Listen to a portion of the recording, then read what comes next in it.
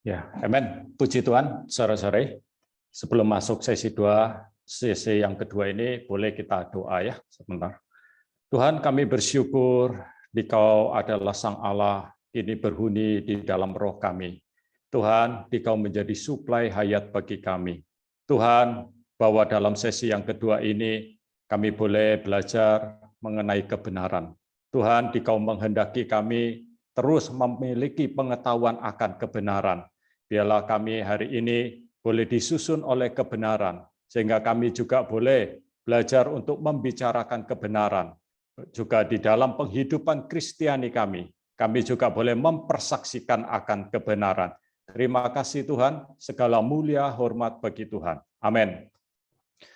Puji Tuhan, sore-sore, saya akan masuk ke sesi yang kedua mengenai pelajaran kebenaran.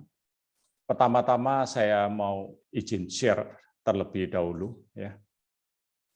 Sore-sore di berita sore hari ini kita akan berbicara tentang penebusan Allah. Ya. Kita akan berbicara mengenai janji penebusan Allah. Ya. Ini ada di berita yang ke-6. Ya. Oleh karena itu, tadi saudara kita juga sempat membahas mengenai kematian, kebangkitan Kristus. Tetapi di sesi ini kita akan melihat penebusan Allah itu di dalam dua perkara, sesuatu yang sudah Allah rencanakan, yang kedua adalah berkaitan dengan ini adalah sesuatu yang Allah janjikan. Berita yang ke-6 ini, dua hal yang perlu kita perhatikan mengenai penebusan Allah. Yang pertama berkaitan dengan rencana, yang kedua berkaitan dengan janji. Ya, ini janji Allah. Kita lihat di dalam janji penebusan ada beberapa poin, yaitu Kristus sebagai benih perempuan, benih Abraham, singa suku Yehuda, benih Daud. Kita coba nanti juga melihat maknanya. Karena penebusan ini sangat berkaitan dengan diri Kristus, kita juga ingin bisa untuk mengenal tentang kelahiran Kristus, bagaimana hidup insaninya, bagaimana kematian, kebangkitan, kenaikan, serta kedatangan Kristus kali yang kedua. Saudara-saudari, kita perlu melihat pertama, yaitu berkaitan dengan penebusan Allah ini sudah Allah rencanakan sebermula. Ya, dasar ayat Alkitabnya yaitu ada di dalam kitab Wahyu pasal 13 ayat yang ke-8. Kalau kita baca di sana, sejak dunia dijadikan, ya, di dalam kitab kehidupan dari anak domba yang telah tersembelih.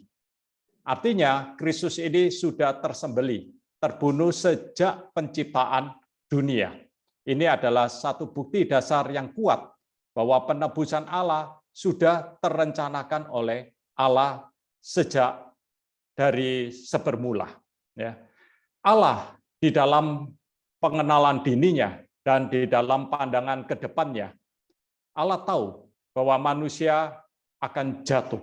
Ya, tapi itu bukan skenarionya Allah supaya manusia yang diciptakan kemudian dijatuhkan dalam dosa, bukan.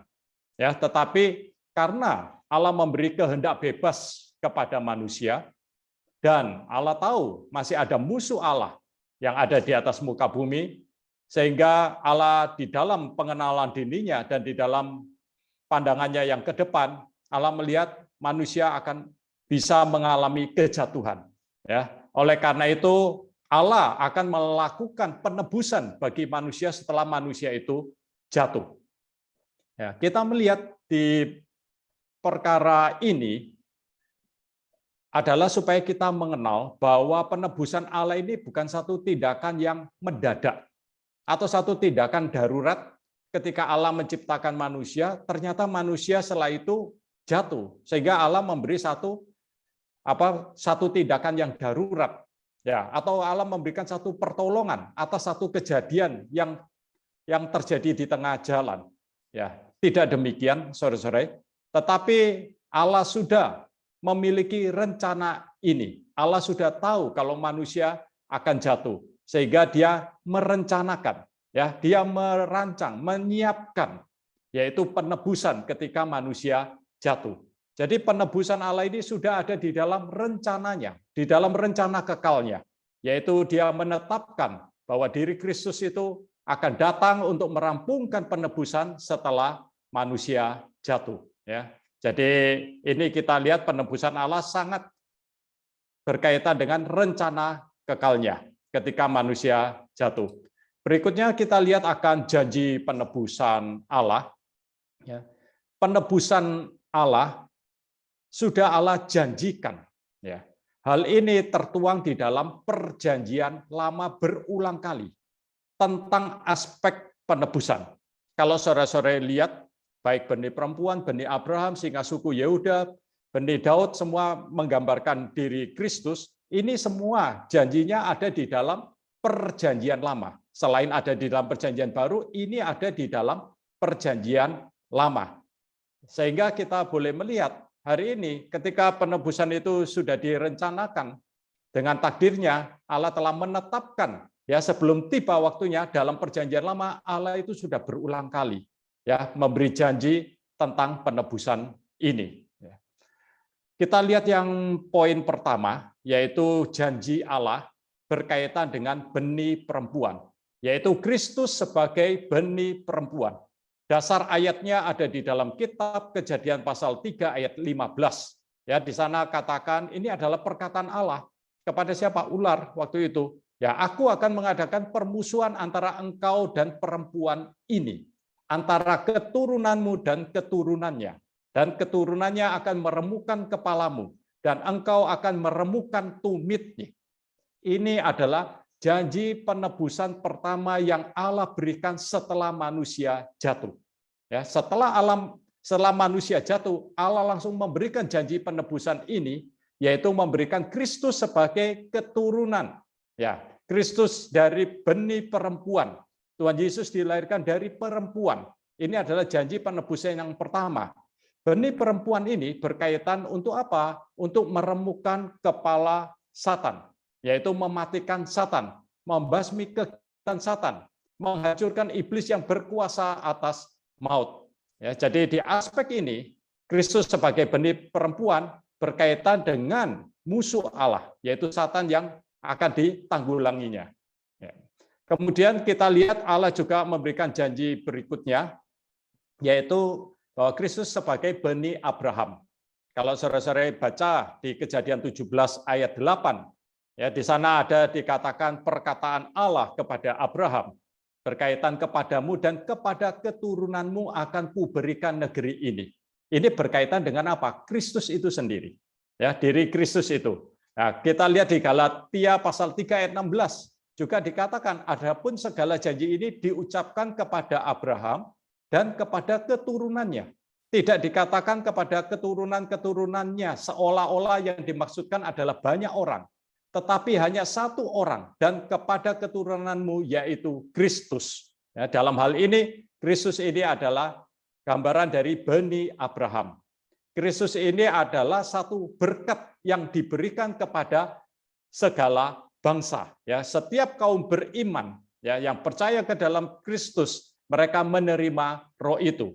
Kita lihat kalau di dalam kitab Kejadian pasal 22 ayat 1 sampai 12 itu adalah satu gambaran dari Ishak yang akan dikurbankan, dipersembahkan kepada Allah. Ya, kemudian kalau kita lihat lagi di dalam Kejadian pasal 24 ayat 67, di sana dikatakan Ishak memperoleh Ribka, ya, membawanya ke dalam kemah Sarah. Ini adalah berkaitan menerima mempelai perempuan. Ishak ini adalah gambaran dari diri Kristus. Ya, Kristus itulah yang dijanjikan oleh Allah untuk menjadi berkat kepada segala bangsa. Dan Kristus itu sendirilah yang dipersembahkan hingga wafat, bangkit. Ya, kemudian Kristus juga telah mendapatkan orang-orang yang telah ditebusnya sebagai mempelai perempuannya. Kita lihat di janji Allah yang berikutnya, yaitu berkaitan dengan bahwa sebentar terloncat ya. Bahwa Kristus ini adalah singa suku Yehuda. Ya, di dalam Kejadian 49 ayat 9, di sana dikatakan Yehuda adalah seperti anak singa setelah menerkam engkau naik ke suatu tempat yang tinggi. Ya, Hai anakku, ia meniarap dan berbaring, seperti singa jantan atau seperti singa betina. Siapakah yang berani membangunkannya? Kemudian di Wahyu pasal 5 ayat 5, di sana juga dikatakan, janganlah menangis, lihatlah singa dari suku Yehuda, yaitu tunas Daud telah menang. Ya, saudara-saudara, ini adalah gambaran dari Kristus sebagai singa yang menang, ya, yang menerkam barang jaranya di kayu salib, yang menerkam seluruh dunia, seluruh umat berdosa, juga Satan. Kita lihat Kristus dalam kemenangannya, dia naik ke langit tingkat ketiga. Dia menikmati segala hasil yang telah dikerjakannya. Kita melihat juga di dalam Efesus pasal 4 ayat 8, di sana dikatakan, itulah sebabnya dikatakan, tatkala ia naik ke tempat tinggi, ia membawa tawanan-tawanan, yang memberikan pemberian-pemberian kepada manusia. Kristus setelah mendapatkan orang-orang yang berdosa, dilepaskan dari tawanan Satan, menjadi tawanan Kristus, maka Kristus akan membawanya dan memberikannya kembali kepada gereja, ya, sebagai pemberian. Yaitu kalau di Efesus kita boleh melihat nanti janjinya ini berkaitan dengan rasul, nabi, penginjil, gembala, pengajar. Saudara-saudara, di poin Kristus sebagai singa suku Yehuda ini sangat berkaitan dengan menanggulangi musuh, mengalahkan musuh, yaitu mengalahkan musuh Allah.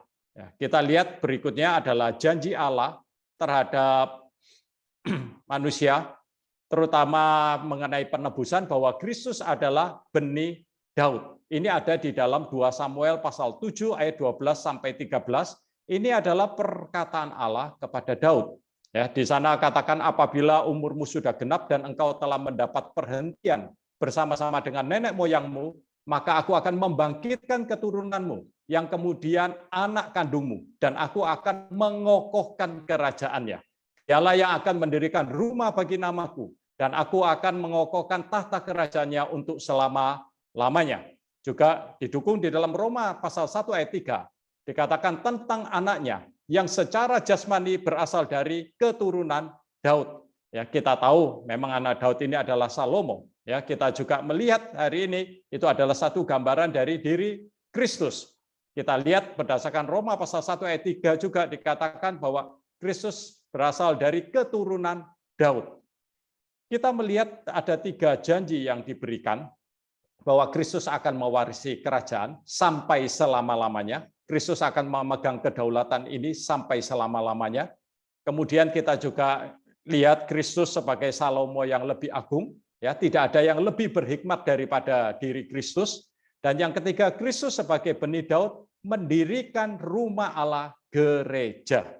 Ya, jadi poin bahwa janji Allah terhadap perkara mengenai penebusan ini, di mana Kristus sebagai benih Daud adalah untuk mendirikan rumah, ya, yaitu mendirikan gereja.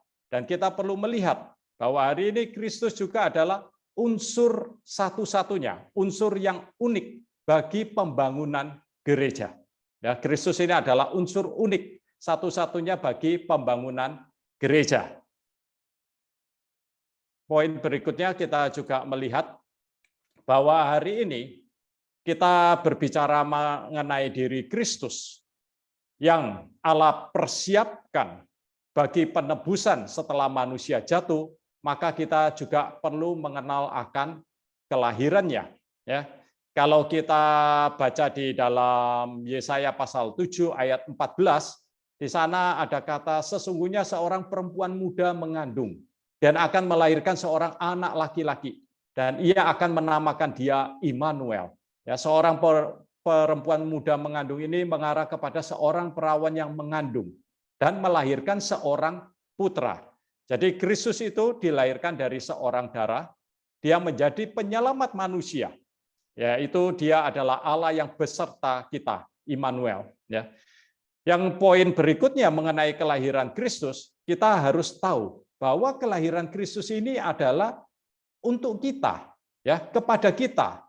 Seorang anak dilahirkan dan seorang putra diberikan. Dasar firman-Nya adalah di dalam Yesaya pasal 9 ayat 5, di sana katakan seorang anak telah lahir untuk kita. Ya, seorang putra telah diberikan untuk kita. Saudara-saudara, kita harus tahu kelahiran Kristus adalah bagi kita. Ya. Kita lihat hari ini, Kristus yang lahir datang ke atas muka bumi, dia dalam insan, dalam rupa manusia, tapi dia juga adalah Allah. Ya, kita lihat dia adalah putra, tapi dia juga adalah Bapa. Dikatakan juga dia adalah bayi yang kecil, tapi dia juga adalah Allah yang perkasa. Kalau kita baca di dalam Yesaya pasal 9 ayat 5, Allah yang perkasa, Bapa yang kekal, Raja damai. Ya, kita boleh melihat hari ini bahwa Kristus datang dalam waktu sebagai putra yang tampil di atas muka bumi, tapi dia justru adalah Sang Bapa yang kekal. Ya.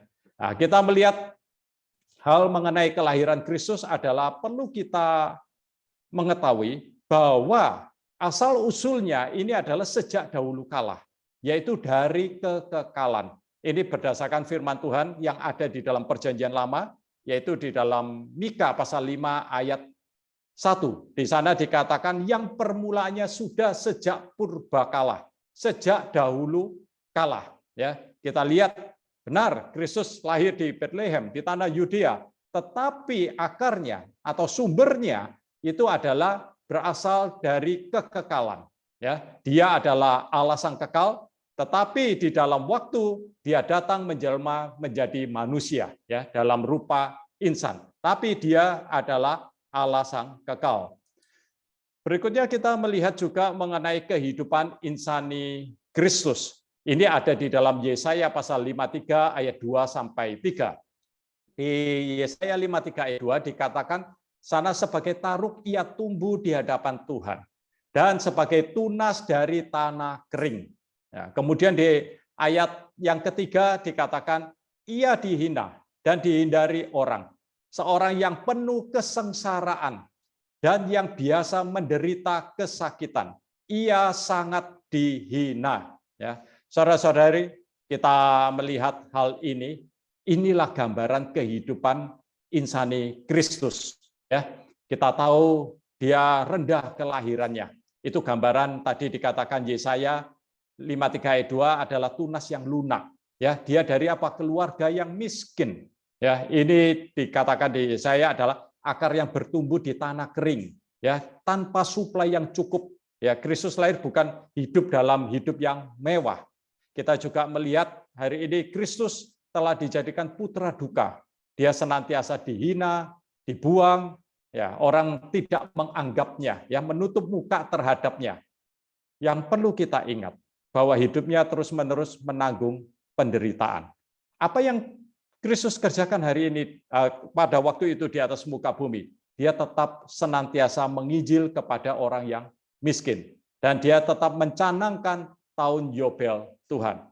Saudara-saudara, kita setiap kali datang kepada Tuhan, ya, terutama datang kepada meja Tuhan, kita perlu mengingat itu, ya, perkara ini, bahwa betapa menderitanya kehidupan Tuhan di atas muka bumi. Ya, Tuhan datang ke atas muka bumi bagi kita, diberikan untuk kita, kehidupannya itu sangat penuh penderitaan.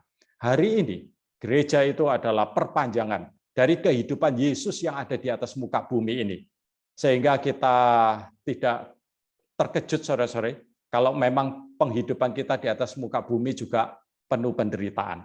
Ya, ketika segala sesuatu kita lakukan di dalam hidup Kristiani, ada aja penderitaan itu yang harus kita alami. Terlebih lagi kalau kita berbicara menginjil, ya, kita memberitakan Injil, melakukan perluasan, ya, seringkali mungkin bisa dihina orang, mungkin kita bisa diolok orang, mungkin kita bisa ditertawai orang. Itulah gambaran Tuhan waktu di atas muka bumi. Ya. Kemudian kita lihat juga berikutnya adalah berkaitan dengan kematian Kristus. Ini adalah bagian yang perlu juga kita lihat, telah disinggung di dalam Perjanjian Lama, di dalam Yesaya pasal 5 ayat 9. Di sana dikatakan bahwa orang menempatkan kuburnya di antara orang-orang fasik, dan dalam matinya ia ada di antara penjahat-penjahat. Sekalipun ia tidak berbuat kekerasan dan tipu tidak ada dalam mulutnya. Saudara-saudara, kita melihat hari ini menjelang kematian Tuhan, menjelang wafatnya, Tuhan dijajarkan dengan orang hukuman. Tapi Tuhan tetap bisa mendoakan orang-orang hukuman itu. Tetap masih mendoakan. Ya, kadang kita boleh melihat di dalam firman dikatakan juga bahwa ampunilah Bapa sebab mereka tidak tahu apa yang mereka perbuat.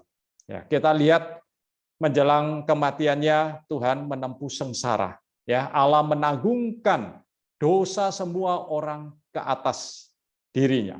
Ia tertikam karena pemberontakan kita. Ya, kita melihat Tuhan diremukkan karena kejahatan kita.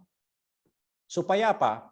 Kita diselamatkan dari ganjaran dan kita bisa diperdamaikan dengan Allah.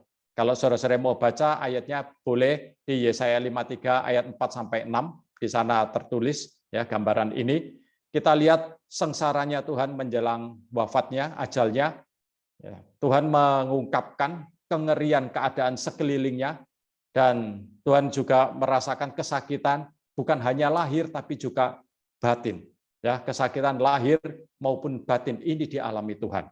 Bahkan terakhir kita melihat Tuhan mengangkut dosa kita, Allah meninggalkan Dia, sehingga Tuhan Yesus berteriak ya, Allahku, Allahku, mengapa engkau meninggalkan aku?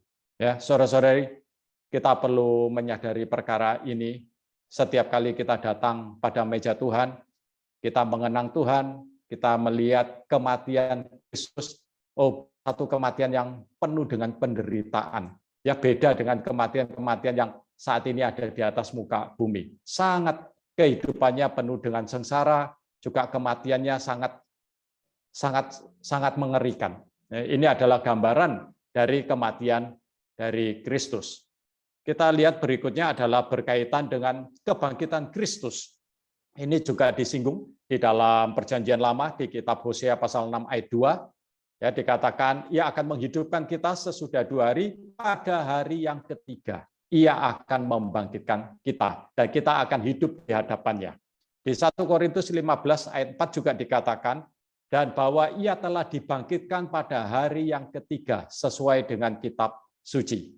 Jadi Allah membangkitkan Kristus dari antara orang mati pada hari yang ketiga. Ya, Kristus mengalami kematian tadi disinggung di sesi pertama 72 jam, ya 72 jam sama saja dengan 3 hari. Nah, kita lihat Kristus bangkit, dia dilahirkan dalam keinsaniannya, dia dilahirkan sebagai putra sulung Allah. Ini ada di dalam Perjanjian Lama, di dalam kitab Mazmur pasal 2 ayat 7. Ya, kita lihat secara aspek ilahi, Kristus itu adalah putra tunggal Allah. Ya, dari asali sampai abadi. Tetapi secara aspek insani melalui kebangkitan ia menjadi putra sulung Allah. Ya, jadi ilahinya dia putra tunggal Allah, insaninya melalui kebangkitan Kristus terlahir menjadi putra sulung Allah. Nah, kita juga perlu tahu saat Kristus dibangkitkan, dia terlahir sebagai putra sulung Allah, kita juga dilahirkan serempak menjadi putra-putra Allah. Kita bisa memiliki hayat Allah sehingga kita boleh menjadi saudara-saudaranya. Ya, kita boleh menjadi gerejanya sehingga Kristus dapat memasyurkan Allah, memuji Allah di tengah-tengah kita. Saudara-saudara, kita lihat poin kebangkitan Kristus ini sangat penting ya. Hasil kebangkitan Kristus sesuai dengan kitab Yesaya pasal 53 ayat 11. Kalau saudara-saudara lihat poin ini, saudara-saudara boleh melihat catatan kakinya. Ya, catatan kaki Yesaya 53 ayat 11. Di sana dikatakan bahwa Kristus bangkit, hasil kebangkitan Kristus itu adalah dia menjadi roh pemberi hayat. Ini adalah bagi realitas Kristus yang pneumatik. Tentu ini adalah untuk pertambahannya. Yang kedua, Kristus dilahirkan dari Allah dalam keinsaniannya menjadi putra sulung Allah. Dalam sifat ilahi dan dalam sifat insani. Yang ketiga, Kristus melahirkan kembali semua orang berimannya dan membuat mereka menjadi saudara-saudaranya, menjadi banyak putra Allah. Yang keempat, kita melihat bahwa Kristus asalnya sebutir biji gandum, Kristus menjadi banyak butir gandum yang adalah pertambahannya. Lewat kematian, Kristus melepaskan hayat Dan melalui kebangkitan Kristus menyalurkan hayat, menghasilkan keturunan yang korporat. Kita lihat hari ini Kristus sebagai hayat kita. Bagi kita kaum beriman yang percaya, hari ini Kristus yang bangkit ini adalah menjadi semua anggota dan di dalam semua anggota manusia baru. Seringkali yang kita lihat, yang banyak kita tekankan, hasil dari kebangkitan Kristus ini adalah 3 hal yang nomor 1 sampai nomor 3, yaitu bahwa dia sebagai roh pemberi hayat, ya dia menjadi putra sulung Allah, dan kita menjadi putra-putra Allah. Ya, semua ini kita lihat poin 4 sampai 6, semua ini adalah juga bagi perbanyakannya untuk menghasilkan keturunan yang korporat.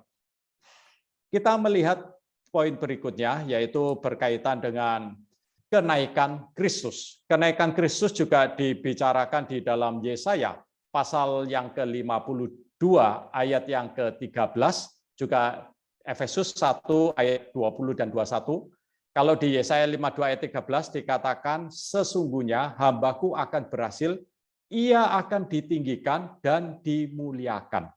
Ya, di Efesus jelas perjanjian baru yang dikerjakannya di dalam Kristus dengan membangkitkan dia dari antara orang mati dan mendudukan dia di sebelah kanannya di surga, jauh lebih tinggi dari segala pemerintah dan penguasa dan kekuasaan dan kerajaan. Ya, saudara-saudara, kita jelas melihat bahwa Tuhan didudukkan ya di sebelah kanan di surga.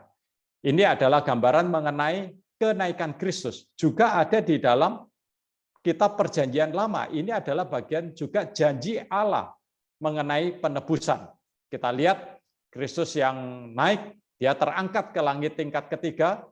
Ini membawa kita pada kedudukan yang surgawi. Justru kenaikan Kristus ke langit tingkat ketiga itu menempatkan kita hari ini, walaupun secara bumia kita bisa pada kedudukan yang surgawi. Kita melihat kenaikan Kristus, dia melampaui segala pemerintah, penguasa yang kuat dan yang meraja di dalam jagat raya. Kita juga harus mengingat satu hal ini juga penting mengenai kenaikan Kristus, yaitu Kristus membawa tawanan-tawanan. Dahulu kita ini tawanannya Satan, tetapi kita diselamatkan melalui kematian dan kebangkitannya, kita berpaling kepada Tuhan. Ya, Tuhan membawa dalam kenaikannya, dia membawa semua orang dosa yang diselamatkan, kemudian menjadikan mereka satu pemberian, yaitu orang-orang yang berkarunia. Kalau di dalam Efesus pasal 4 ayat yang ke-11, orang-orang berkarunia itu adalah rasul, nabi, penginjil, gembala, pengajar. Ini diberikan, dikaruniakan kepada gereja, kepada tubuhnya, bagi pembangunan tubuh Kristus, ya, bagi pembangunan gereja.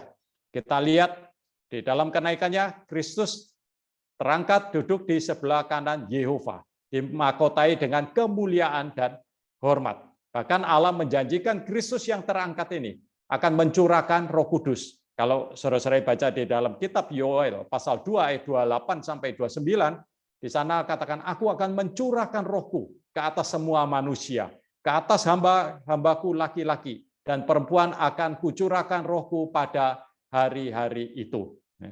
Ini berkaitan dengan poin mengenai kenaikan Kristus. Berikutnya kita lihat, janji penebusan itu juga berkaitan dengan kedatangan Kristus kali kedua. Jadi penebusan ini bukan hanya berbicara kematian Kristus, tapi juga sampai kedatangannya kali kedua. Karena ada hal-hal yang baru bisa terampungkan pada waktu Kristus datang kedua kalinya, terutama berkaitan dengan penebusan tubuh kita, ya, tubuh jasmani kita ini. Kita baca di dalam Daniel pasal 7 ayat 13, di sana katakan, aku terus melihat dalam penglihatan malam itu, tampak datang dengan awan-awan dari langit seorang seperti anak manusia. Kemudian di Matius pasal 24 ayat 30, juga dikatakan pada waktu itu akan tampak tanda, anak manusia dan semua bangsa di bumi akan meratap dan mereka akan melihat anak manusia itu datang di atas awan-awan di langit dengan segala kekuasaan dan kemuliaan. Kita lihat kembalinya Kristus, ini adalah bagian dari janji penebusan Allah. Kristus datang dengan awan-awan dari langit, ya seperti anak manusia, di sana dikatakan di Matius pasal 24 ayat 30. Juga kita perlu tahu, waktu Kristus datang kedua kali, apa yang Kristus kerjakan? Dia akan melaksanakan penghakiman Allah. Dan dia akan menghancurkan antikristus dan pasukannya.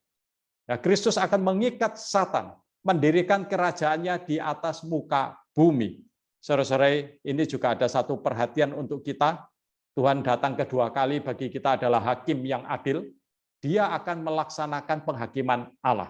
Kalau di 2 Korintus 5 ayat 10 sana dikatakan apa? Bahwa kita semua akan menghadap ke tahta pengadilan Kristus. Jadi akan ada penghakiman Allah. Kita lihat juga berkaitan dengan kedatangan Kristus kali yang kedua, yaitu nanti kedatangannya bisa pertama secara parousia yang tersembunyi, tapi juga Kristus juga akan datang secara kasat mata. Tuhan datang kembali, Tuhan akan berperang. Ya, kita tahu ada pasukan bangsa-bangsa di mana mereka berhimpun menyerang Yerusalem. Nah, mereka akan berhimpun dan berperang di Harmagedon. Ya, kita mungkin pernah mendengar istilah perang Harmagedon, di mana saat itu Kristus turun bersama dengan para pemenangnya. Ya, kakinya berpijak di Bukit Zaitun. Untuk apa? Kristus akan berperang bagi umatnya, ya, juga bagi umat Israel. Dia akan menjadi batu yang menghancurkan bangsa-bangsa. Dan batu ini akan berubah menjadi gunung besar, yaitu kerajaan Allah yang memenuhi seluruh muka bumi. Ya, kita lihat kelak Kristus kembali, dia sang Raja Damai, dia akan memberi pemberi damai. Saat itu akan segenap bumi juga dipenuhi dengan pendamaian. Kita tahu juga sekali lagi bahwa kita berbicara semua aspek penebusan Allah tadi, semuanya itu dinubuatkan di dalam perjanjian lama. Ya, seringkali kalau kita berbicara penebusan Allah, konsepsi kita ini adalah ada di dalam perjanjian baru. Ya, tapi janji-janji ini sudah diberikan oleh Allah di dalam perjanjian lama. Berulang kali Allah mengucapkan janjinya, penebusannya ini di dalam firman-Nya dalam perjanjian lama, juga ada yang di dalam perjanjian baru. Jadi kita melihat perkara mulai dari inkarnasinya, hidup insani, kemudian kematiannya, kebangkitannya, kenaikannya, bahkan saat dia datang kedua kalinya, semua ini sudah dijanjikan dan diberitahukan dengan tegas di dalam perjanjian lama. Oleh karena itu, penebusan Allah itu sesuai dengan rencananya Allah. Dan penebusan Allah ini juga sudah dijanjikan oleh Allah setelah manusia itu jatuh. Saudara-saudara, mungkin dari gambaran ini kita bisa melihat apa yang bisa kita simpulkan ya dari beberapa poin ini, yaitu berkaitan dengan pertama kita lihat setelah manusia jatuh, Allah itu segera datang. Ya, Allah nggak tunda-tunda lagi, tapi Allah segera datang dan Dia menjanjikan apa? Penebusan bagi orang yang dosa, ya, orang dosa yang jatuh. Nah, janji Allah yang pertama Allah berikan yaitu bahwa Kristus ini yang tadi sebagai benih perempuan, Kristus akan datang sebagai benih perempuan dalam hal ini untuk menghancurkan Satan yang telah meracuni manusia. Jadi kalau kita melihat apa yang janji Allah berikan kepada orang yang telah jatuh ini, yaitu berkaitan bahwa Kristus akan datang sebagai benih perempuan. Nah, Kristus datang sebagai benih perempuan ini berkaitan untuk menghadapi musuh Allah, untuk menghancurkan musuh Allah. Dalam hal ini adalah menghancurkan Satan yang telah meracuni manusia. Ya, kalau kita lihat kejatuhan manusia lalu ya melalui Hawa ya meracuni pikirannya untuk makan buah pohon pengetahuan baik dan jahat, di mana ini dilarang oleh Allah. Nah, janji Allah berikutnya yaitu berkaitan bahwa Kristus akan datang sebagai benih Abraham. Ini terkait apa benih Abraham ini? Terkait bahwa dari Kristus itu akan menjadi berkat bagi semua bangsa di muka bumi ini. Jadi semua yang menerima diri Kristus ini akan diberkati. Nah, kita lihat kemudian janji Allah juga berikutnya berkaitan dengan Kristus datang sebagai singa suku Yehuda. Ini berkaitan untuk mengalahkan musuh Allah. Kemudian kita juga melihat bahwa Allah berjanji Kristus datang sebagai benih Daud. Benih Daud ini untuk apa? Mendirikan kerajaan Allah. Ini berkaitan juga dengan gerejanya. Juga Kristus sebagai unsur pembangun gereja. Kita juga mengenal mengenai Kristus di dalam kelahirannya, hidup insaninya, kematiannya, kebangkitannya, kenaikannya, kedatangannya kali kedua, diberikan oleh Allah di dalam perjanjian lama kepada orang-orang yang ingin Dia tebus. Jadi kita boleh melihat gambarannya, penebusan ini bukan mendadak-mendadak atau satu kejadian yang tidak diketahui oleh Allah, sehingga Allah harus memberikan satu pertolongan darurat, ya, satu tindakan darurat, tidak. Tapi ini semua di dalam pengenalan dini Allah, dan di dalam pandangan Allah jauh ke depan, manusia jatuh karena berhadapan dengan musuh Allah. Oleh karena itu Allah sudah merencanakan penebusan, dan Allah menguatkan melalui janji-janjinya yang ada di dalam perjanjian lama. Kita lihat juga mengenai Kristus di dalam inkarnasinya, yaitu mungkin saudara-saudara sudah tahu bahwa Dia dikandung oleh seorang perawan, seorang darah, dan kita perlu lihat hari ini inkarnasi Kristus, kelahirannya Kristus itu adalah dikaruniakan bagi kita. Dan kita juga perlu tahu bahwa asal-usulnya berasal dari kekekalan. Benar, di dalam waktu Dia datang menjadi insan yang dijumpai di atas muka bumi, tetapi sumbernya, asalnya itu adalah dari kekekalan. Kita lihat hidup insaninya. Dia adalah rendah kelahirannya, hidupnya penuh dengan penderitaan, dia selalu menginjil pada orang dan memproklamirkan tahun Yobel. Saudara-saudara, poin ini juga menjadi satu perhatian kita hari ini, bagaimana kita gereja menempuh penghidupan di atas muka bumi. Jadi kita sebagai anak-anak Tuhan juga tidak perlu terkejut, ya, bagaimana hari ini gereja ini adalah perpanjangan kehidupan Tuhan Yesus di atas muka bumi. Ya, kadang banyak penderitaan yang ada di hadapan kita. Kita lihat juga mengenai penyaliban Kristus, satu hal yang kita lihat, Dia selalu mendoakan orang hukuman, ya, dan Dia mengalami sengsara yang luar biasa, baik lahir maupun batin. Ya, Dia sengsara mengangkut dosa kita, dan Allah meninggalkan Dia saat itu. Saudara-saudara, harus menjadi ingatan kita setiap kali kita datang di dalam sidang pemecahan roti, meja Tuhan, betapa, ya, Tuhan mengorbankan segala-galanya. Ya, betapa sengsara Dia pikul semuanya bagi menyelamatkan kita. Kita juga boleh melihat hari ini kebangkitan Kristus membawa kita satu sukacita.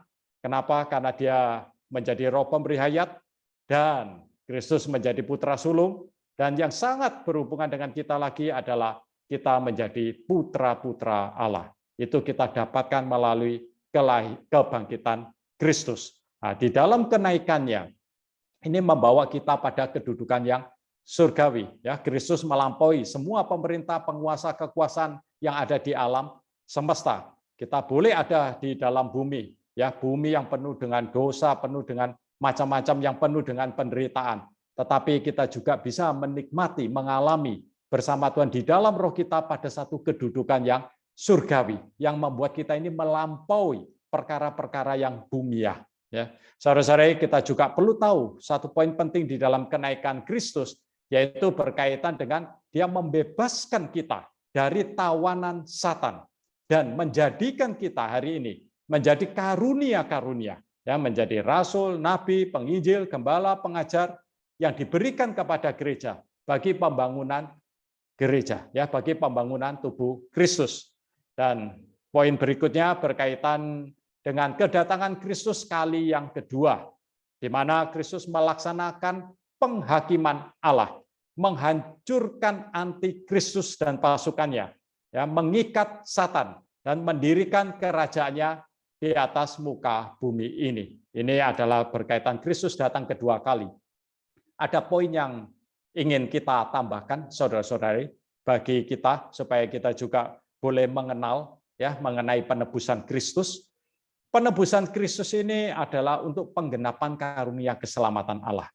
Berbicara penebusan itu bersifat objektif, tetapi berbicara karunia keselamatan Allah itu bersifat yang subjektif. Saudara-saudara, kita perlu mengenal yang tadi, penebusan Kristus itu. Sampai taraf mana kita mengenal penebusan? Ya, sampai taraf itu membawa kita mengalami karunia keselamatan. Jadi perlu kita mengenal lebih dalam mengenai penebusan ini yang tadi sudah kita sekutukan. Sehingga ketika kita mengenal lebih dalam perkara ini akan membawa kita juga mengalami karunia keselamatan yang lebih lagi. Ya, saudara-saudari, kita juga perlu lihat perubahan satu konsepsi. Seringkali penebusan identik dengan kematian Kristus saja, tetapi hari ini kita boleh mengenal bahwa kematian, kebangkitan, kenaikan, kedatangan Kristus kali yang kedua itu adalah bagian dari penebusan, supaya kita bisa mengalami penebusannya yang sempurna. Ya. Kita melihat juga poin mengenai kematian Kristus. Ya. Saudara-saudara, berbicara masalah kematian Kristus, ada 3 hal yang terpecahkan di atas kesulitan kita, di atas masalah kita. Kita ini punya masalah di hadapan Allah, di hadapan diri kita sendiri, dan di hadapan musuh Allah, yaitu iblis. Kematian Kristus membereskan masalah kita di hadapan Allah dalam perkara dosa. Kalau hari ini Kristus tidak mati untuk menyelesaikan dosa kita, maka dosa kita itu tidak pernah bisa dihapuskan. Ya, kematian Kristus juga telah memenuhi tuntutan keadilan dan hukum Allah. Sehingga hari ini kita beroleh apa? Pengampunan. Ya, kita juga lihat Tuhan mati, Tuhan menerima kutukan bagi kita. Sehingga kita bisa terlepas dari kutuk hukum Taurat. Kalau enggak, kita yang harus menerimanya. Kita melihat kematian Tuhan di atas kayu salib. Dia dijadikan kurban penebus dosa kita, yang menggenapkan penebusan bagi kita di hadapan Allah. Sehingga kita memperoleh penebusan ini, kita terbebas dari penghukuman Allah. Kemudian kita juga melihat kematian Tuhan, Tuhan dikurbankan sebagai kurban pendamaian kita dengan Allah. Dan perlu kita ketahui, penebusan yang Tuhan lampungkan dalam alam semesta ini digenapkan sekali dan mempunyai khasiat yang kekal. Nah, kedua, kematian Kristus ini juga akan membereskan masalah kita terhadap diri kita sendiri. Yang jadi masalah di atas diri kita ini adalah sifat dosa yang ada di dalam diri kita.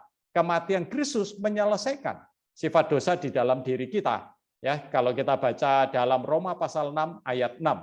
Di salib Kristus membawa kita mati bersamanya. Kalau kita baca Roma itu bahwa Kristus disalibkan, manusia lama kita juga turut disalibkan bersamanya. Ya, ketika Kristus mati, dia mati bersama kita, membawa kita mati bersamanya, menyelesaikan masalah manusia lama ini.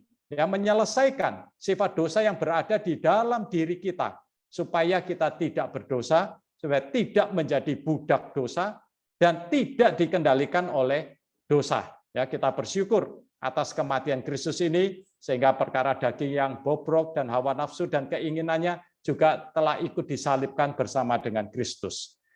Yang ketiga adalah berkaitan dengan masalah kita di hadapan iblis. Ya, kematian Kristus di atas salib ini telah memusnahkan iblis yang berkuasa atas maut. Kita tahu iblis ini penguasa dunia, iblis ini penguasa dunia ini juga turut dihukum. Ya, membinasakan perbuatan-perbuatan iblis, meremukkan kepala ular itu.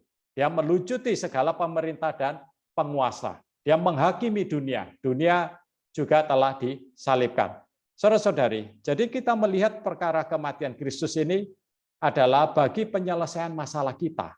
Masalah terhadap apa?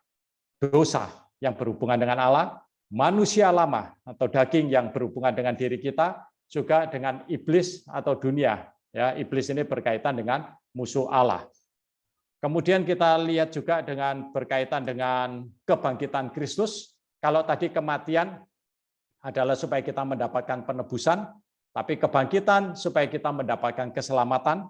Ya, kebangkitan justru Tuhan bangkit dari kematian, itu memberitahu kita bahwa kematian Tuhan itu sudah memenuhi, memuaskan tuntutan keadilan Allah.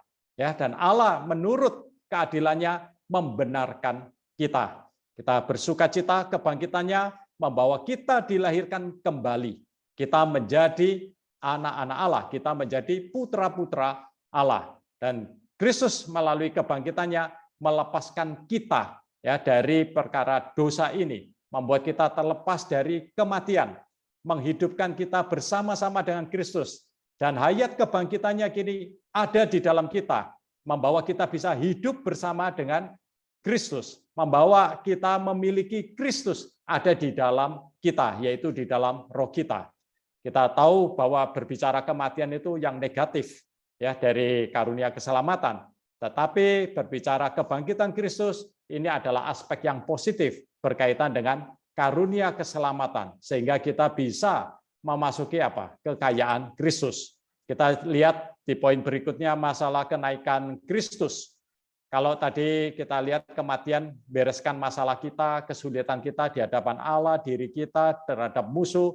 Nah, kebangkitan membawa kita punya hayat Allah, kenaikan membawa kita memasuki kedudukan yang surgawi. Ya, Kristus naik, dia menawan kekuatan iblis, ya, sehingga tidak dapat menaklukkan orang. Kristus melampaui segala yang ada di bumi maupun di angkasa. Ketika Kristus naik, kita juga turut ya bisa memasuki kedudukan yang surgawi, melampaui segala musuh yang berada di bawah kaki kita. Itu ada di dalam Efesus pasal 2 ayat 6. Dan melalui kenaikan Kristus kita juga bisa mengalami hari ini hidup kita tersembunyi bersama Kristus.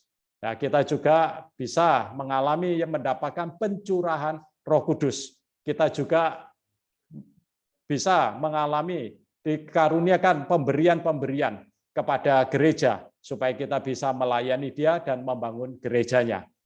Kemudian di poin akhir, yaitu berkaitan dengan kedatangan Kristus yang kali kedua, saudara-saudara, kalau tanpa Kristus datang kedua kali, ada penebusan yang dilakukan ini belum sempurna.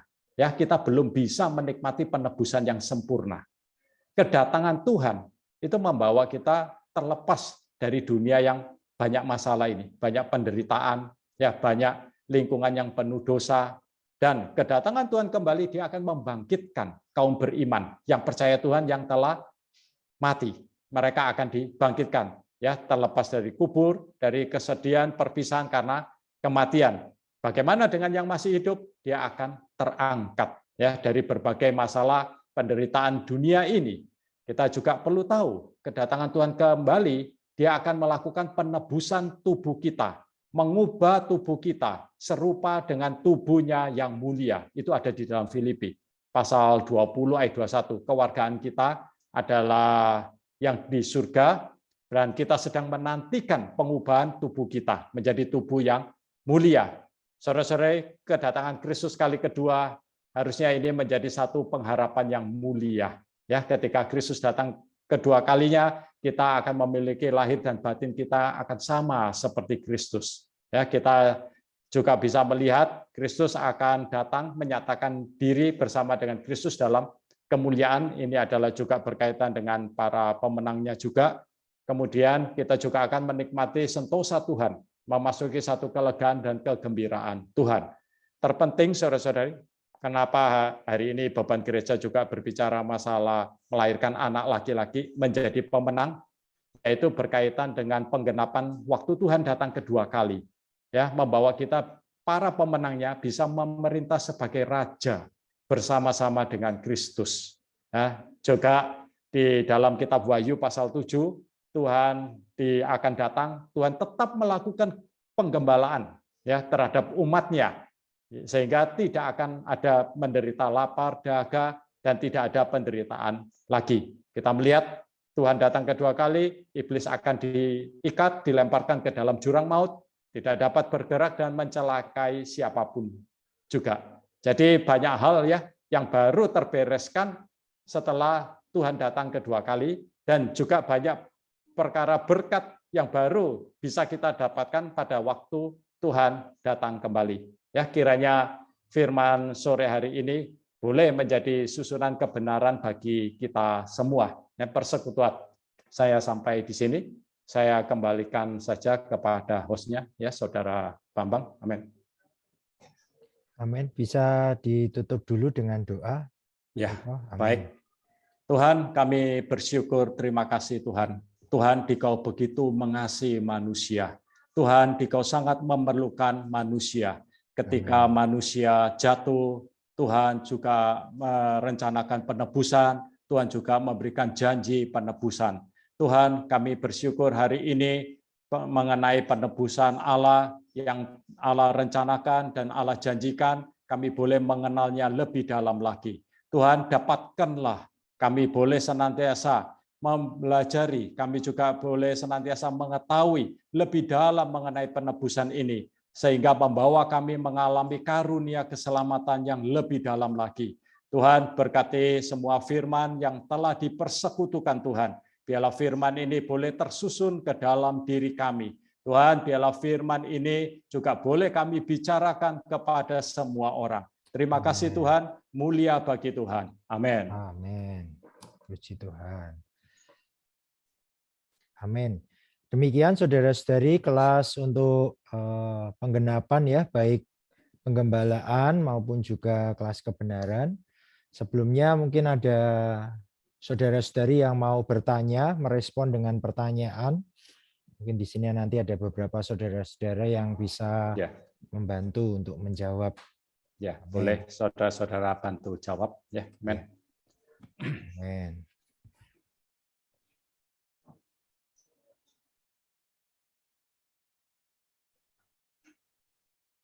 Amin.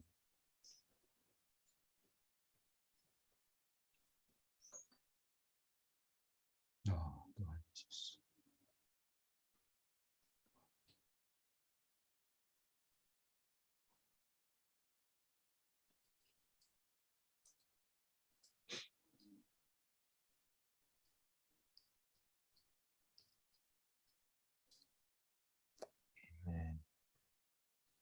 Silakan saudara-saudari, apakah ada pertanyaan dari materi-materi yang sudah disampaikan?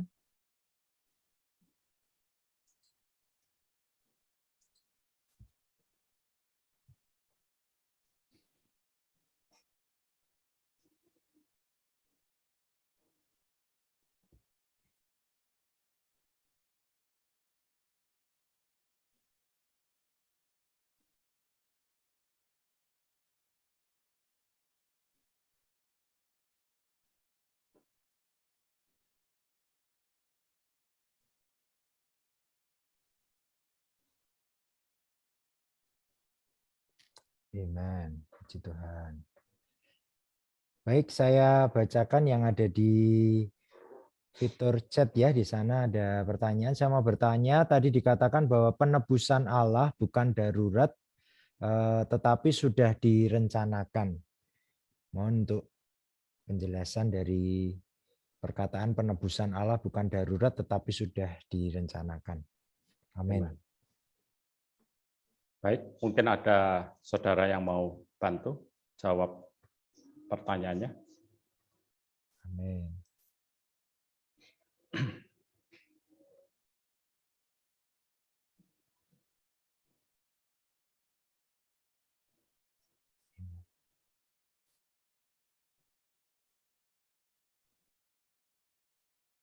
Baik, saya coba aja ya. Amin. Kalau nggak ada, tadi kita melihat ya bahwa ketika manusia jatuh itu Allah tahu bahwa manusia jatuh, sehingga Allah merencanakan satu penebusan. Ya, kita melihat kalau tindakan darurat ini adalah seperti ini satu kejadian tiba-tiba terjadi. Seperti orang naik mobil nggak tahu tiba-tiba bannya kempes gitu di tengah. Nah, langkah apa? Ya mengganti bannya secepatnya. Ya, tapi Allah bukan nggak tahu kalau manusia itu jatuh. Tetapi jatuhnya manusia itu bukan skenarionya Allah. Oh, saya buat manusia, saya ciptakan, saya jatuhkan, saya beri satu langkah untuk menyelesaikannya. Ya, tetapi Allah di dalam pandangan ke depannya dan pengenalan dirinya, karena dia memberi satu kehendak bebas kepada manusia dan di hadapannya ada musuh. Ya, Allah mau membangun, musuh selalu merusak. Nah, oleh karena itu Allah merencanakan penebusan. Nah, ini terbukti apa yang dikatakan di dalam Wahyu 13 ayat 8 ya, bahwa Kristus itu adalah tersalib ya sejak penciptaan dunia. Ya, jadi memang ini sudah ada di dalam rencananya Allah terhadap perkara ini. Ya, kurang lebih demikian ya. Amin. Amin. Bagaimana dengan kebebasan manusia dalam memilih? Apakah manusia ditakdirkan untuk jatuh? Ini ada lanjutan pertanyaannya. Amin. Mungkin ada saudara yang mau bantu? Saudara-saudara lain yang bisa bantu jawab pertanyaan?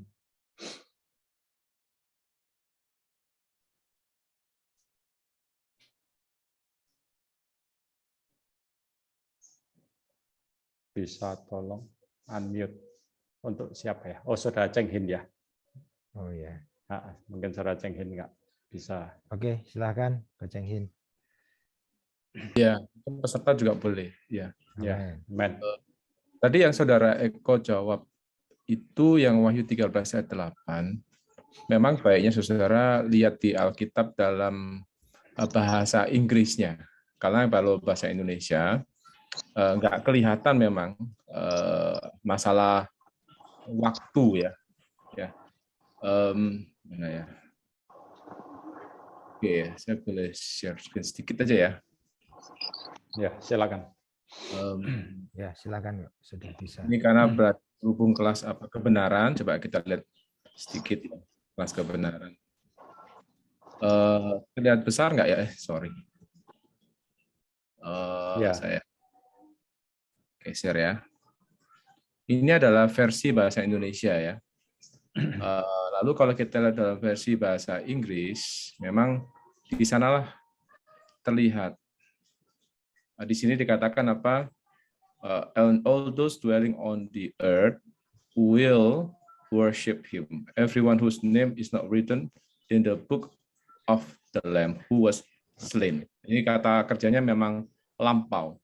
Who was slain from the foundation of the world. Jadi memang itu yang mungkin saudara kalau nanti berdiskusi dengan siapapun yang bertanya kan, maka ini kalau kita menggunakan bahasa Inggrisnya sudah cukup jelas sih, sudah disembelih dari sejak dunia dijadikan foundation. Jadi memang Allah di kemahatauan dia sudah tahu resikonya. Memang resiko itu ada kan ketika Allah ciptakan manusia dengan kehendak bebas, ya kan. Lalu apakah ditakdirkan untuk jatuh? Enggak, karena Allah jelas sekali melarang manusia kan ketika meletakkan manusia di depan dua pohon ya. Jelas-jelas Allah sudah kasih peringatan, jangan loh ya. Hari-hari engkau mau makannya, engkau pasti mati. Artinya Allah bukan dengan sengaja menjatuhkan atau menakdirkan. Destiny ya. Takdir kayaknya sudah nggak ada pilihan ya. Takdir kan berarti nggak ada pilihan. Nggak ada pilihan ya pasti harus jatuh. Nggak demikian.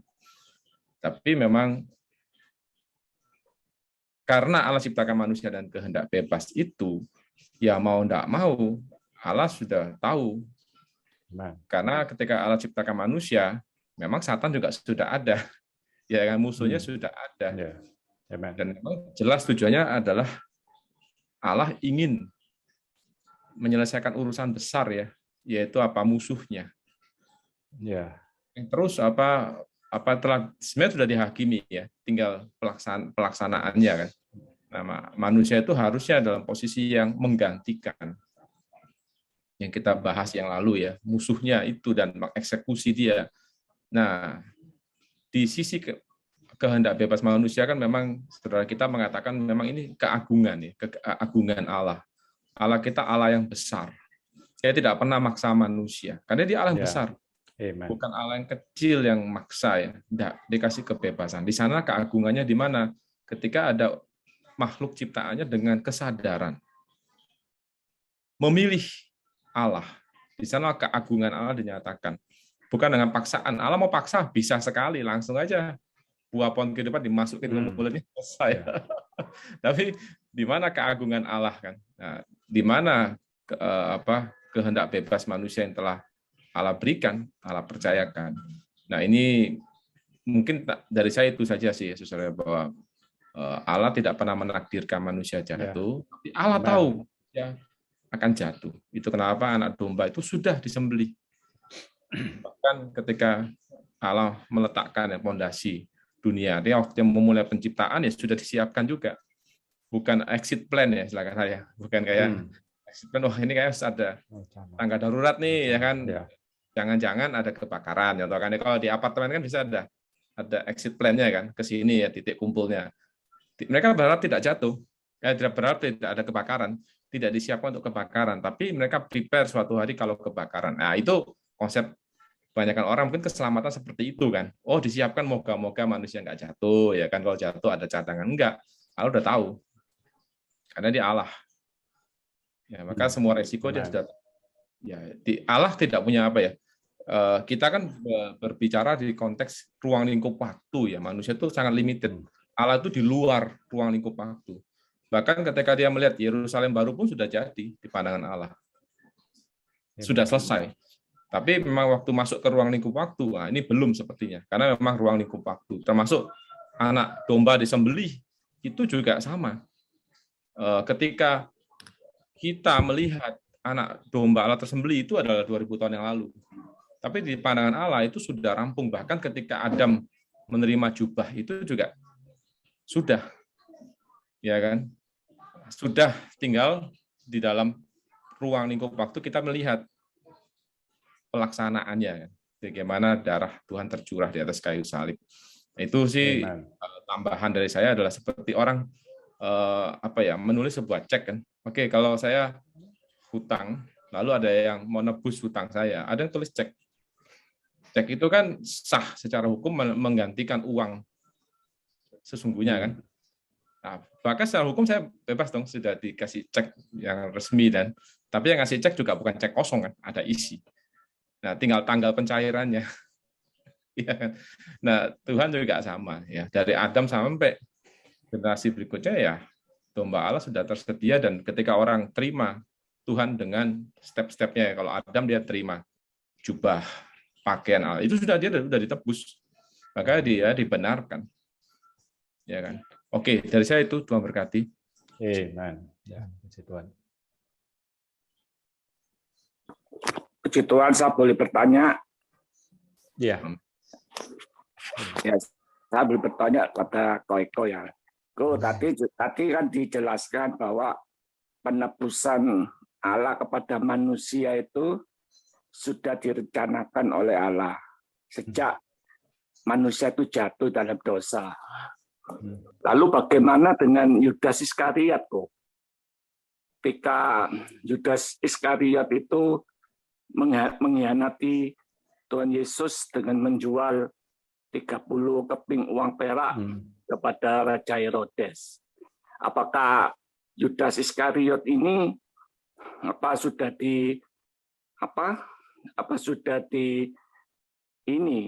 dipersiapkan atau sudah direncanakan untuk mengkhianati Tuhan Yesus? Karena dari Yudaslah jalan penebusan itu Tuhan Yesus, karena Yudas Iskariot ini kan mengkhianati Kristus dengan menjual 30 keping uang perak. Apa Yudas Iskariot ini juga sudah direncanakan untuk mengkhianati Kristus gitu? Gimana menurut Kobutia? Ya, silakan. Mungkin saudara-saudara lain yang bisa bantu jawab pertanyaan saudara Faris, ya. Apakah Yudas Iskariot yang dipakai oleh Allah supaya jalan penebusan Kristus ini bisa terlaksana? Pertanyaannya demikian ya. Mungkin ada siapa? Silakan dijawab aja. Saudara-saudara lain yang jawab. Ya, puji Tuhan. Ya, silakan. Ya, silakan Saudara Wekong, silakan. Mau jawab silakan. Begini, saudara-saudara. skenario berbeda dengan kehendak ya, ataupun hasrat ya. Kalau skenario itu kalau seperti orang main sekak itu dia pegang putih juga pegang hitam. Tetapi kalau kehendak ya itu dia pegang salah satu ya. Tapi dia jauh lebih berhikmat dari yang musuhnya. Ya. Jadi, oh ini sebentar lagi pasti maju nih cum-cumnya. Nah, disiapkan semua gitu. Sehingga bisa menunjukkan keagungannya, ya, hikmat keagungan yang ada di dalam Efesus ya. Allah tidak merencanakan dan tidak menskenario manusia jatuh ke dalam dosa. Tetapi dia berhikmat dan mau tahu. Ya. Iblis ini mau gerak kemana dia tahu sebentar lagi pasti mengeluarkan pohon pengetahuan ini. Allah sudah menyediakan semua antisipasinya. Ya. Demikian juga Yudas, bukan Tuhan menskenario Yudas. Tuhan tahu iblis ini mulai gerak ini sebentar lagi pakai Yudas. Nah, ya. Jadi beda ya skenario sama kehendak ya. Yeah. Saya kalau main sekak sama orang yang jauh lebih bodoh dari saya biasanya tahu, mari gini cum-cumnya maju, mari gini ini perincilnya maju, gitu. Saya sudah tahu ya. Tapi kalau saya main yang lebih pintar dari saya ya kebalikannya ya. Saya jalan apa loh, yo kok tahu ya, kok kalah terus ini. Nah, demikian ya. Sekarang ini iblis ini kayak judek ya. Gini ya kalah, gitu ya kalah. Nah, semoga Tuhan menerangi kita ya, kita bisa membedakan antara skenario sama perkenan ya. Yeah. Tuhan membelas kasihani kita ya, amin. Amin. Ya, kiranya pertanyaan saudara Faris bisa terjawab ya oleh saudara Wikung ya. Memang bukan Allah pakai aja Yudas ya. Jadi Allah yang merencanakan Yudas saja yang dipakai. Tapi dalam pandangan Allah ke depan, pengenalan dininya dan kemahatauannya tadi dikatakan, wah benar iblis ini saya pakai Yudas ini. Ya, jadi beda, bukan Allah yang mengeplan demikian gitu loh. Tapi Allah Maha tahu tadi. Saudara-saudara yang memberi jawaban, baik saudara Cenghin, saudara Wekung juga, kemahatauan Allah sehingga dia ya merencanakan dan melaksanakan janji penebusannya ini. Ya, amen. Apakah masih ada? Ada pertanyaan lanjutan? Oh, ya masih ada. Seandainya manusia memilih pohon hayat, apakah tetap ada domba yang tersembelih? Ya, ini mungkin pertanyaan terakhir ya, supaya tidak. Ya, boleh saudara bantu jawab lagi. Siapa? Saudara siapa? Saya bantu jawab. Ya, silakan. Silakan saudara Kurniawan. Amin. Sian, silakan. Oh, saudara Sian. Ya, silakan saudara Sian. Amin. Pertanyaannya adalah jika manusia memilih pohon hayat, apakah ada apakah domba? Apakah tetap ada domba yang tersembelih? Amen. Saudara-saudara, saya ingin bantu jawab begini ya. Kalau manusia memilih pohon hayat, Allah mencapai tujuannya. Ya. Tetapi fakta bahwa firman Tuhan mengatakan bahwa anak domba telah tersembelih sejak dunia dijadikan. Itu juga adalah fakta di dalam Alkitab. Ya, amen. Itu aja. Saya cuma bantu jawab itu. Ya. Kalau kita renungkan di hadapan Tuhan, saya pikir kita mendapatkan terang yang baik ya. Amin. Amin. Sedikit aja, saudari. Memang banyak ini yang menggelitik itu kalau orang berandai-andainya memang ya seru kalau dibahas sih. Nah, emang kalau menanggapi pertanyaan tadi, Saudara Sian tuh langsung memang tegas saja kan, memang ya sudah faktanya begitu, ya kan. Nanti bisa meluas tuh, Saudara, orang bisa nanya neraka dan sebagainya, itu bagaimana, ada cerita dan sebagainya. Nah itu memang baiknya tidak terpancing kalau ada orang diskusi atau seandainya kan, karena memang faktanya nggak begitu, tidak bisa mengubah kan, dan memang itu sudah bukan kecelakaan yang artinya waktu coba Adam kalau nggak pilih itu ya, karena kita coba kalau Adam nggak bikin kesalahan, Hawa nggak bikin kesalahan kan ceritanya tuntas dan selesai kan. Tapi ya sudah faktanya nggak begitu, ya waktunya baiknya justru mendalami yang Allah mau wahyukan, ya kan, Allah sesuatu yang nanti kalau kita agak meluas ya, yaitu banyak orang bertanya sesuatu yang Allah nggak mau wahyukan, ya, orang penasaran. Padahal Allah sudah mau wahyukan di Alkitab, mereka juga nggak mau tahu. Nah itu sih mungkin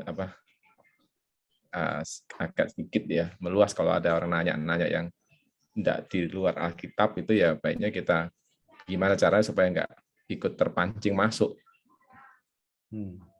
Amin. Amin. Ya, kiranya bisa menjawab pertanyaan yang tadi, ya. Amin. Penjelasan dari Saudara Sian maupun Saudara Cheng Hin, ya. Amin. Baik. Demikian saudara-saudari untuk kelas penggenapan baik penggembalaan maupun kebenaran. Ya, saudara-saudari diharapkan juga bisa membaca bukunya terlebih dahulu. Ya, buku untuk bahan penggembalaan sudah tersedia ya di sulung, bisa dipesan. Harganya 42.000 ya, itu juga dijadikan untuk bahan sidang gugus atau sidang kelompok. Amin. Apakah ada pengumuman tambahan yang sekiranya saya lewat? Nanti ada sidang ini ya, saudara-saudari, sidang siar ulang untuk sidang video ya, jadi jam 7 malam. Linknya sudah dibagikan di grup distrik kontak. Saudara-saudari yang belum mendapat link bisa meminta kepada pewajib atau gembala distrik masing-masing. Amin. Amin. Puji Tuhan, mari saya tutup di dalam doa, saudara-saudari ya.